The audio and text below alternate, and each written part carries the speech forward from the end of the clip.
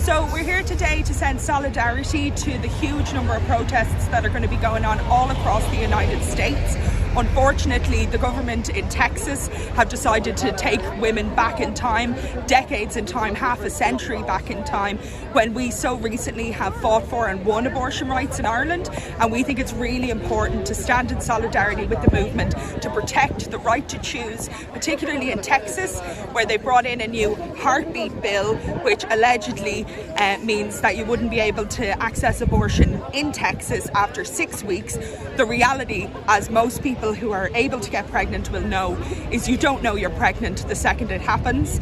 And in fact, many people would have a day or two to organise an abortion with this new law. That is not acceptable. So we're standing in solidarity with the movement to change that law. Are you calling on the Irish government to do anything or make any representations to the US? Well, today is particularly about the US, and it's not even the entirety of the US state. It is the state of Texas in particular, though there are other states that are looking at Texas now and may follow suit, which is a huge shame. We think the international solidarity that is really needed is the ordinary people in Ireland who voted yes, who supported the right to choose, who supported their neighbours in not having to travel to a different country anymore. That solidarity would mean a huge amount now to the pregnant. I'll wait a second. We supported people and we said you don't have to travel to the UK to access choice if you were living in Ireland anymore. We now need to send that support to people in Texas and say you don't need to travel to northern states where abortion is legal, or even to Mexico, where in Mexico City you can have a free, safe, legal abortion up to 12 weeks on request, similar to our law here in Ireland.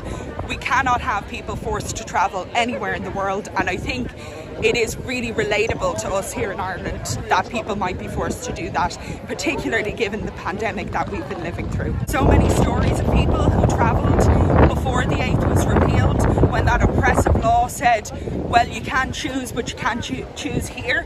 That is what the law in Texas is saying. The law in Texas isn't actually that you would be breaking the law if you had an abortion.